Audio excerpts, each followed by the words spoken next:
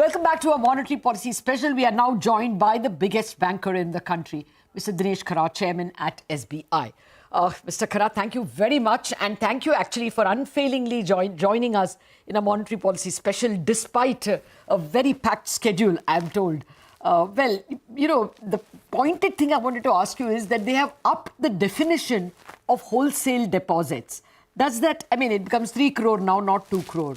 Does it mean more expensive deposits? Do you think many banks could be hit?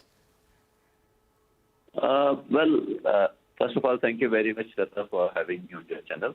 When it comes to the revision in the bulk deposit definition, I think the intention is that when various banks are raising these bulk deposits, they should be mindful of the cost at which they are raising these deposits. So that is what the intention is. But I really don't know how many of the banks will really get affected, because each of the bank would have different threshold for the bulk deposit, and they are offering differential interest rate for the bulk deposit depending upon their ALM situations. So that's the intention, it seems, and nothing beyond that. Only those people with a lot of large amount of bulk deposits will be squeezed. Otherwise, this is not really affecting the system, right? Yeah, that is, and also it's not much of a difference. It is actually 2 crore to 3 crore. Okay. So I think I don't really see much in this. Okay, then I won't waste time over it. The more important thing is the Reserve Bank is quite gung-ho on growth. They have upped the forecast. You are at a better position to judge the demand for credit. Do you think the economy is that robust? Because we saw credit growth actually falter a bit. If you adjust for the HDFC merger, it's actually the growth has fallen from about 16% plus that it was earlier in the year to about 15 point something. Is growth? I think this kind of aberrations are quite normal. These are the difference. The credit pickup at times depends upon the actual economic activity on the ground. So we also observe that when it comes to the GDP growth, we have invariably seen that we normally get to see higher GDP growth in the later quarters, and as compared to the earlier quarters in the financial year.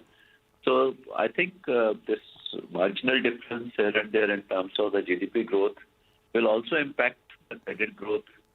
And as you mentioned, that it's about 0.5% difference what you are mentioning in terms of the credit growth. Yeah. So I would rather say that the growth projections which have been indicated by RBI, they are actually based upon what they have seen in the previous year and how it is really evolving in the current year.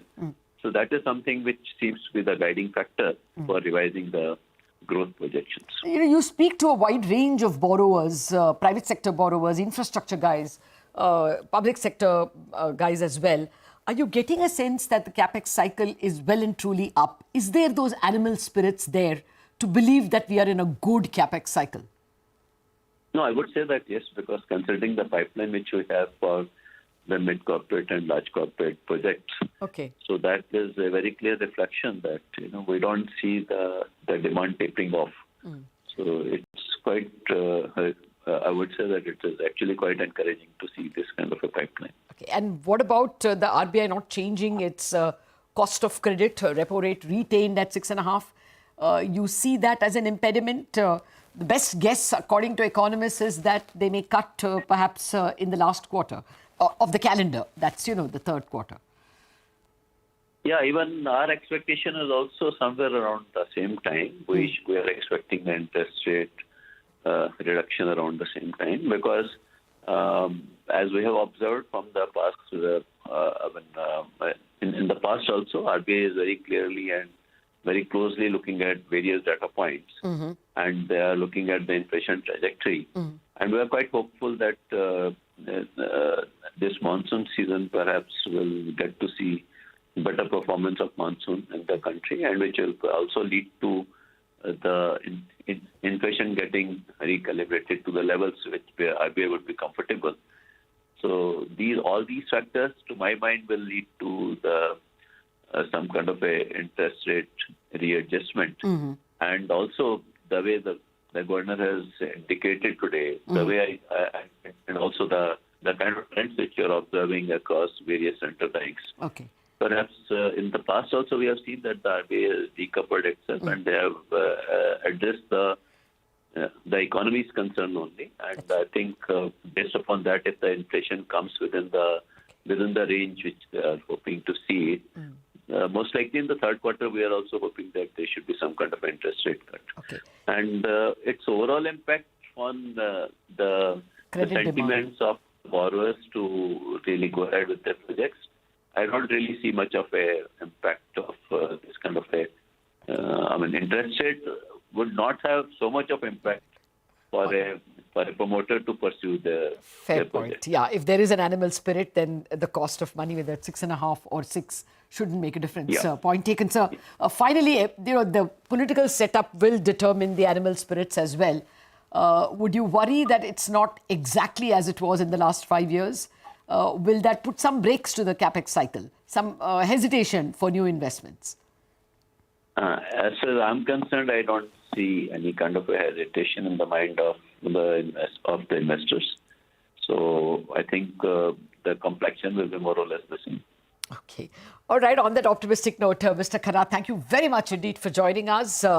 Key takeaways from our economists and the top banker is that growth looks fairly robust. The Reserve Bank has put its seal of approval on that. We'll have to wait, of course, a bit on whether they will have the courage to reduce the interest rates. Looks like we have to wait for the end of the year for that. All eyes now will shift, of course, to Delhi and to the budget. Thank you very much for joining this Monetary Policy Special.